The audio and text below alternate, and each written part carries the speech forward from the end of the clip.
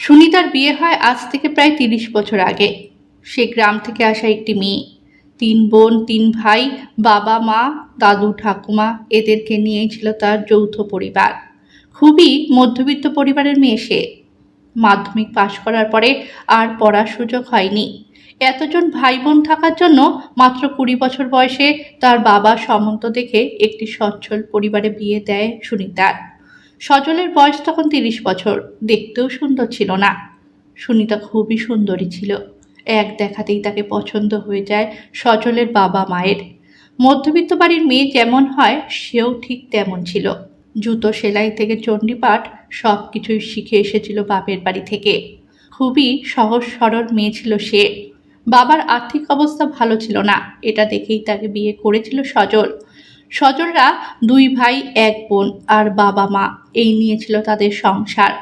সজল কোনো বড় মনের মানুষ ছিল না।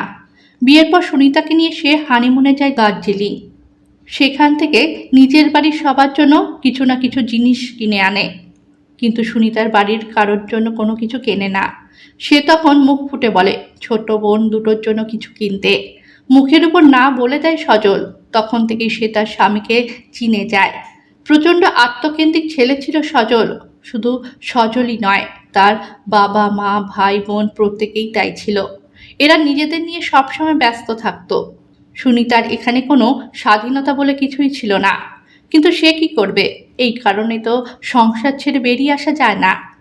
অগত্যা শুরু হলো মানিয়ে নেওয়া। হাসি মুখে সবার সামনে থাকতে হতো অভিনয় করে। তার আতিথেয়তা আপ্যায়ন সজলের বাড়ির কারোর ভালো লাগতো না। গ্রাম থেকে আসা একটি মেয়ে, তার মধ্যে ছিল অনেক সরলতা। দুপুরবেলা কোনো কারণে বাড়িতে কেউ আসলে সে তখনই বলতো কটা ভাত খেয়ে যেও কিন্তু। তারা অবশ্য খেত না। শহরের লোক ওইভাবে কারোর বাড়ি গিয়ে ভাত খায় না। কিন্তু তারা খুব খুশি হতো সুনিতার এই রকম আপ্যায়ন দেখে। রেগে যেতেন তার শাশুড়ি মা। একদিন তো তিনি বলেই বসলেন, এটা তোমাদের গ্রাম পাওনি বৌমা, তাই বাড়িতে কেউ আসলে তুমি কিছু বলবে না। যদি কিছু বলতে হয় আমি বলবো। সুনিতা শুধু একটা কথাই ভাবে, বিয়ে দেওয়ার সময় তো এই গ্রামের মেয়েকেই নিয়ে এসেছিলেন আপনারা। আসলে সুনিতা ছিল তার শ্বশুরবাড়িতে বিনা পয়সার, বিনা মাইনের 24 ঘন্টার কাজের লোক। এখানে তার কথার কোনো দাম নেই। তার পছন্দের অপছন্দের কোনো কিছুর দাম নেই। সব কিছুই চলে শ্বশুরবাড়ির প্রত্যেকটা লোকের মর্জি মতন। গরিব বাড়ির মেয়ে, তাই তাকে দিয়ে যতটা সম্ভব কাজ করিয়ে নেওয়া যায়। মনের মধ্যে শত কষ্ট থাকলেও হাসি মুখে সবসময় থাকতে হয় সুনিতাকে। এখানে তার খাওয়া পড়ার কষ্ট নেই। তার স্বামী তাকে ভালো ভালো শাড়িও কিনে দেয়, কারণ লোক সমাজে তাকে নিয়ে যেতে হয়, আত্মীয়দের বাড়িতে নিয়ে যেতে হয়। সবাই দেখে একটা কথাই বলে, কত সুখী হয়েছে সুনিতা। সবার সামনে এরা খুব বৌমা বৌমা করে। আসলে সে যে কত অসুখী একমাত্র সেই জানে। সুনিতার শ্বশুরবাড়িতে মেয়েকে একরকম চোখে দেখা হয়, আর সুনিতাকে আরেক রকম চোখে দেখা হয়। মেয়ে যখন খুশি ঘুম থেকে উঠতে পারে, কিন্তু পরের বাড়ির মেয়েকে ভোরবেলাতেই উঠতে হবে। সুনিতা কখনো তার বাপের বাড়ির লোকেদের একদিনের জন্য নিমন্ত্রণ করে খাওয়াতে পারে না, কারণ এরা এমনকি সজলও তাদেরকে পছন্দ করে না, শুধুমাত্র তারা গরিব বলে। সুনিতা কখনো তার বাবা মা ভাই বোনেদের কাছে এইসব কথা বলে না, কারণ তারা কষ্ট পাবে, কিন্তু কিছু করতে পারবে না। সুনিতা শুধু মনে মনে একটা কথাই ভাবে, আজ যদি আরও লেখাপড়া শিখতাম, স্বাবলম্বী হতে পারতাম, তাহলে এদের এই সব কথাগুলোর হয়তো উত্তর দিতে পারতাম। কিন্তু নিজে কিছু করি না, আবার বাপের বাড়ির অবস্থাও খুব খারাপ। এই কারণে মুখ বুজে সব কিছুই সহ্য করতে হয়। এরা গায়ে হাত তোলে না, সজল কোনো নেশাও করে না, কিন্তু এরা মানুষ হিসাবে একদমই ভালো না। এরা বৌমার কাছ থেকে কি চায় নিজেরাই জানে না। বৌমার বেলায় এদের বাড়িতে সমস্ত নিয়ম আছে। মাঝে মাঝে কথা শোনাতেও ছাড়ে না সুনিতার শাশুড়ি মা। নিজেরাই বলে, বড় ছেলেকে বিয়ে দিলাম কিন্তু কোনো কিছুই পেলাম না, না দিল একটা মনের মতন প্রণামী। আর গয়নাগাটি তো ছেড়েই দিলাম, মেয়েকে যা গয়না দিয়েছে লোক সমাজে সেগুলো আর পরানো যায় না। বাধ্য হয়ে আমরাই তাকে বানিয়ে দিলাম, কি আর করব।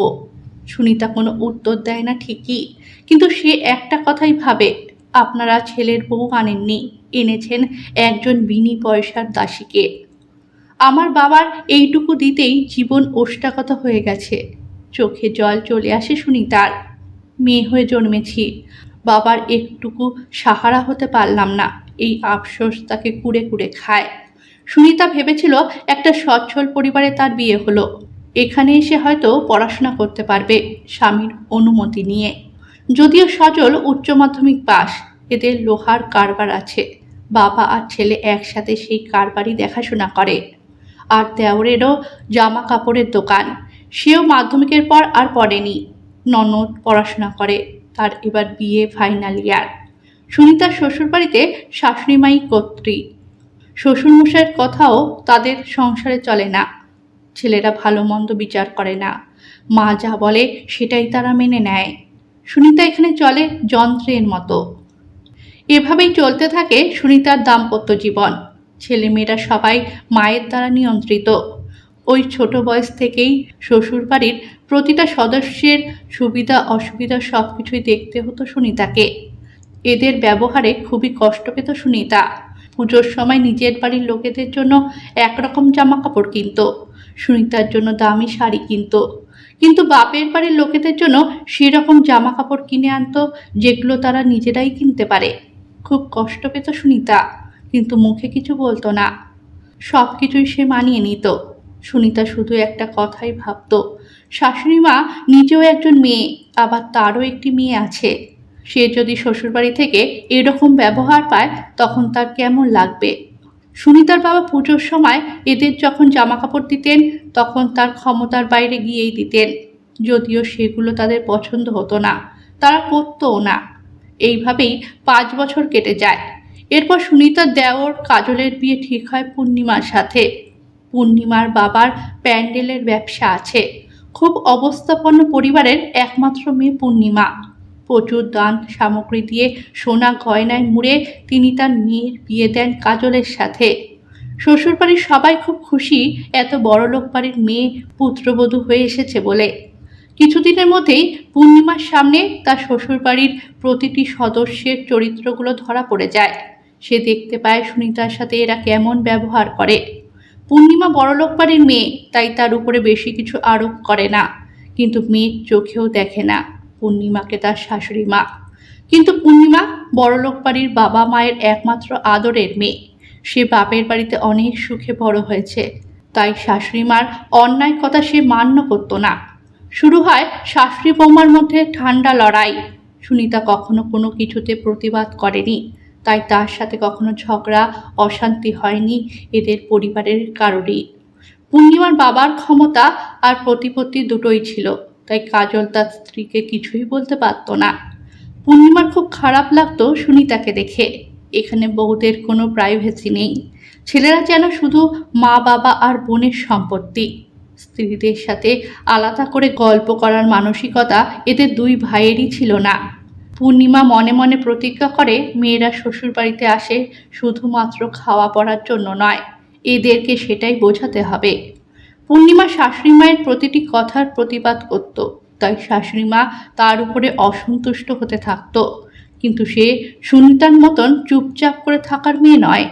সে বাবা মায়ের একটা মাত্র সন্তান, স্থাবর অস্থাবর সব কিছুর ভবিষ্যৎ মালকিন সে, তাই কাজল তাকে সমঝে চলত।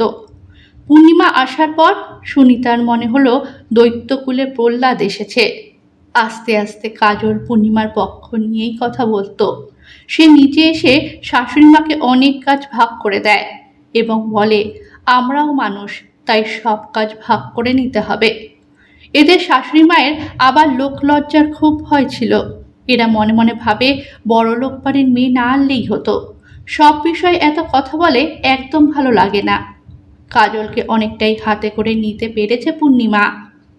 কাজলের বিয়ের পরের বছর তাদের ননদ সুমনার বিয়ে ঠিক হয় আরেকটি অবস্থাপন্ন ব্যবসায়ী পরিবারে। 4 ভাই 1 বোন, বাবা মা এই নিয়েছিল সুমনার শ্বশুরবাড়ির পরিবার। সুমনা সেই পরিবারের বড় বউ ছিল। সেখানেও তাকে অনেক রকম নিয়ম কানুন আচার ব্যবহার শিখতে হয়, যেগুলো সুমনার একেবারেই পছন্দ ছিল না। বাপের বাড়ি থেকে কোনো রকম ভালো শিক্ষা পেয়ে যায়নি যে মেয়ে, সে কি শ্বশুর বাড়িতে গিয়ে সবার মন রেখে চলতে পারে? সেখানে গিয়ে ভোরবেলায় উঠতে হতো, কারণ তাদের বাড়ির সবাই ভোরবেলায় ওঠে। ওদের বাড়ির সব কিছুই চলে নিয়মানুবর্তিতার মধ্য দিয়ে। ওরা বাড়ির বাইরে বের হয় পঞ্জিকা দেখে। সুমনার স্বামী শেখর খুব ভালো মনের মানুষ। সে তার মা বাবা, বোন, এমনকি সুমনাকেও আলাদা করে সময় দেয়। কিন্তু সুমনা পুরোপুরি একা করে পেতে চায় শেখরকে, যেগুলো একেবারেই পছন্দ নয় শেখরের। সুমনা প্রতিটি কথা তার মায়ের কাছে জানায়। তিনি তখন অশান্তিতে ভুগতে থাকেন, শুধুই মনে মনে ভাবেন মেয়ে আমার খুব অসুখী। তিনি তখন দুই ছেলেকে পাঠান সুমনার শ্বশুর বাড়িতে। তারা নিজের চোখে সব দেখে এসে মাকে জানায় বোন আলাদা সংসার করতে চায়। শাশুড়ির নিয়ম শৃঙ্খলার বন্ধনে আবদ্ধ থাকতে চায় না, কিন্তু ওরা মানুষ খুবই ভালো।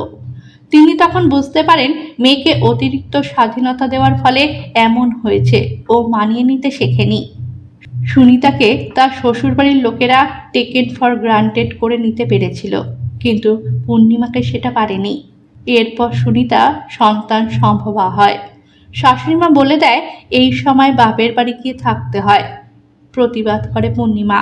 সে বলে দেয় এ বাড়ির বংশধর এ বাড়িতেই জন্মগ্রহণ করবে। এই প্রথম ভাসুরের মুখোমুখি সে কথা বলে, আপনার কি দায়িত্ব নেই দিদিভাইকে সুরক্ষিত রাখার? মায়ের মুখের উপরে কথা বলতে পারেনি ঠিকই, তবে তারও ইচ্ছা সন্তান এই বাড়িতে জন্মগ্রহণ করুক।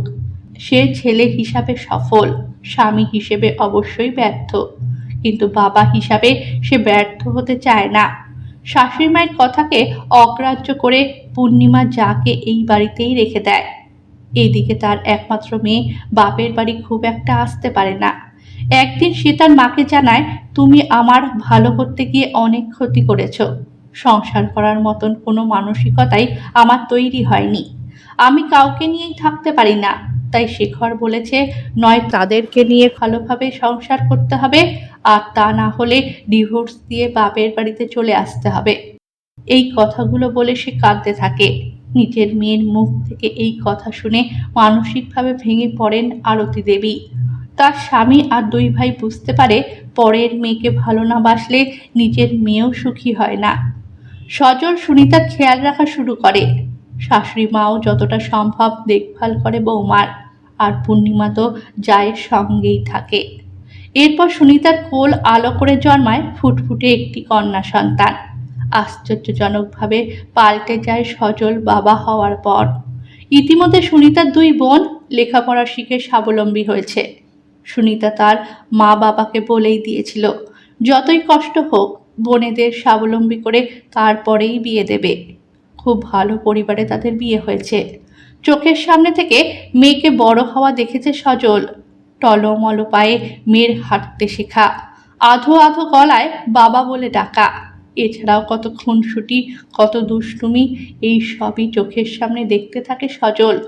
খুব ভালো লাগতো বাবা হয়ে মেয়ের বেড়ে ওঠা দেখতে। এরপর আস্তে আস্তে মেয়ে বড় হতে থাকে।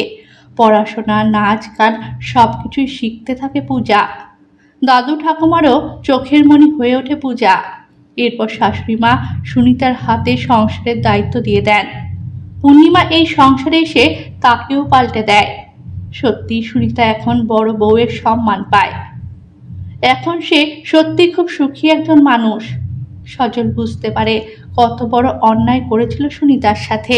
তার মেয়েও তো একদিন পরের ঘরে যাবে, সেখানে যদি সে এই রকম ব্যবহার পায়। এই কথা ভেবে তার মন কেঁদে ওঠে। 5 বছর পরে পূর্ণিমা একটি পুত্র সন্তানের মা হয়। সে এখন পড়াশোনা করছে। শ্বশুরমশাই, শাশুড়ি মা নাতনি নাতিদের বড় হওয়া দেখেছেন। তার ননদ এখন দাশগুপ্ত বাড়ির বড় বউ হয়ে সবার মন জয় করেছে। সেটা একমাত্র সম্ভব হয়েছে শেখরের জন্য। সে তাকে আদব কায়দা সব শিখিয়েছে। তারও একটি কন্যা সন্তান হয়েছে। এখন আর শ্বশুরমশাই, শাশুড়ি মা বেঁচে নেই। সজল এখন অনেকটাই পাল্টে গেছে। সে এখন সুনিতাকে চোখে হারায়। কাজল তো অনেকদিন আগেই বদলে গেছিল। সজল তার কৃতকর্মের জন্য এখন লজ্জিত। মেয়ে তার নয়নের মণি। সে ভাবতেই পারে না বিয়ের পর তার মেয়ের মনে কোনো কারণে দুঃখ লাগুক। সুনিতা তার শিক্ষায় দীক্ষায় মেয়েকে বড় করেছে, কিন্তু তার মতন মুখ বুজে সব কিছু সহ্য করতে শেখায়নি। সে এখনও পড়াশোনা করছে। এবং বলে দিয়েছে সে উচ্চশিক্ষিতা হয়ে নিজের পায়ে দাঁড়াতে চায়। এখন তারা সবাই মিলে খুব ভালো আছে এবং সুখে আছে। এই সব কিছু সম্ভব হয়েছে পূর্ণিমার জন্য। তাই সুনিতা সবসময় পূর্ণিমার কাছে কৃতজ্ঞ থাকে। শ্বশুরবাড়ি মানে জেলখানা নয়, সেখানেও রক্ত মাংসের মানুষ থাকে। পরের বাড়ির মেয়েটাকে নিজের মেয়ে ভাবতে শিখতে হয়। প্রতিটা মেয়ে ভালো এমনও নয়, আবার প্রতিটা শাশুড়ি মাও খারাপ এমনও নয়।